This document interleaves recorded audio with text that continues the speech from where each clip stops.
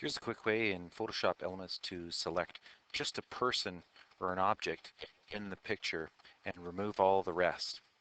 We're in quick edit mode here. Once you open up Photoshop Elements, choose edit. It doesn't really matter if you're in quick edit or full edit mode. I'm going to switch over to full edit mode. It shows more tools. Doesn't really matter because we're going to use the selection tool. But first of all, we're going to load our file open, find your picture. I'm going to use a sample of a boot. And if, in case your picture is really zoomed in too far, we can always zoom out of that picture by pushing Control-0, and it will make the picture fit right on the screen.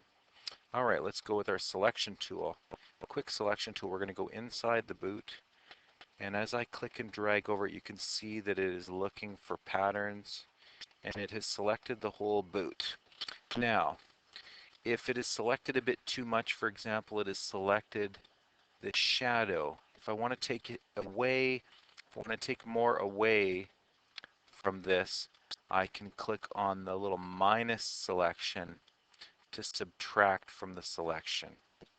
So I'm going to now just click inside here. It has gotten away. Now, if accidentally I get rid of something like the heel or something too much, I can go back and do the plus to add back to that selection.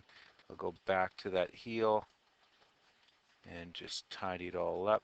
Make sure I've got the whole boot. All right, and you can zoom in at any time to really get close. So you've got a couple of options. You could cut the selection out, but what we really want is we want to cut the background out.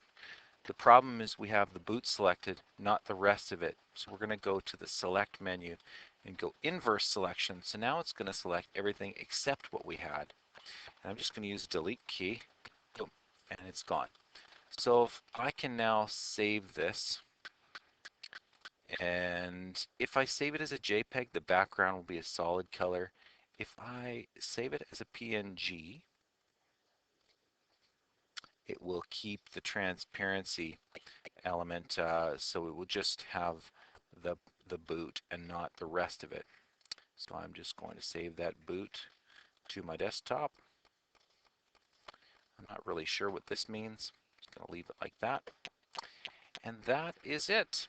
Now I have a picture, just the particular object selected in my picture. It takes a little bit of practice with that selection tool, but it won't take you long before you're really good at it.